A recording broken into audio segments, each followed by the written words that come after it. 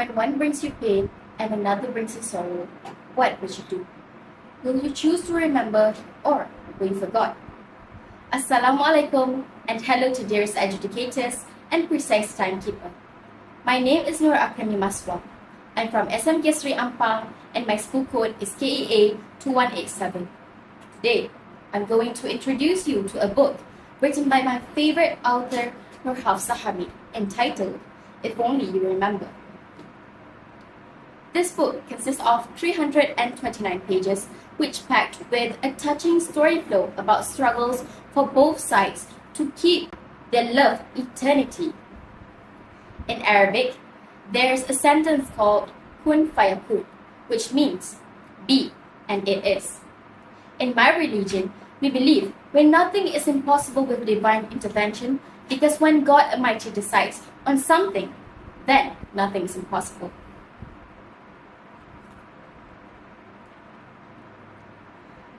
Allow me to make a detailed story for you and let's appreciate this wonderful recent work by the author. Sophia is an independent woman who enjoys reading. She's a bold librarian known as Nanny McP of the library world, and there's Shafiq, a serious book collector with a painful past. Their love for books is like a fate has a plan for them. This story not just about love, but also the one you never know you needed. When they first meet, she was scared and shy.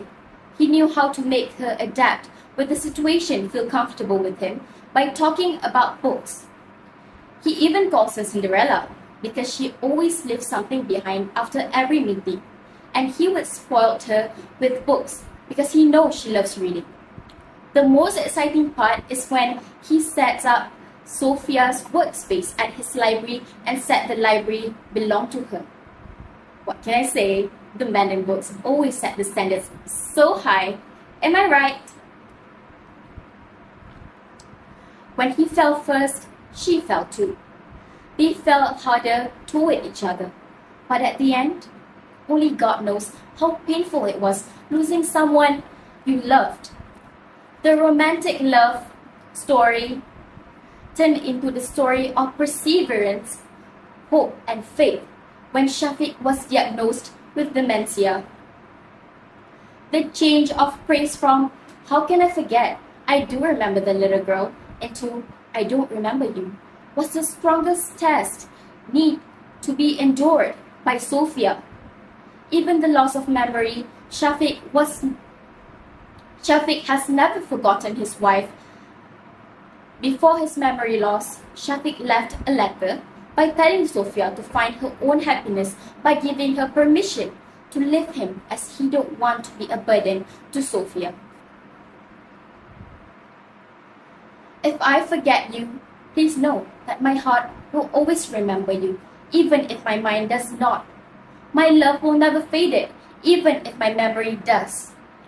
Both bring positivity throughout the reading, but I am devastated by the emotion of sadness that were written full in that chapter, like other married couples.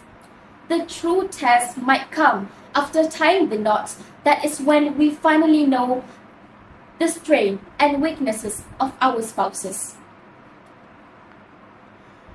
There is no exception for us but to accept the bad and good, learn to give and take, and most importantly, by having patience while facing the biggest test in life.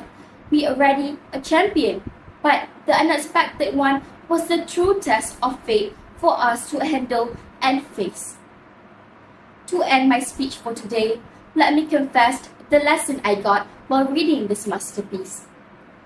It is not wrong for God to make us not understand His decisions. Everything happens for a reason, but unfortunately, we don't always know or understand the reason, so we ask God for clarification and acceptance. There is no sin in that. God even tells us to ask and He will respond. So the moral of the story is to find your peace by remembering God. Thank you and goodbye.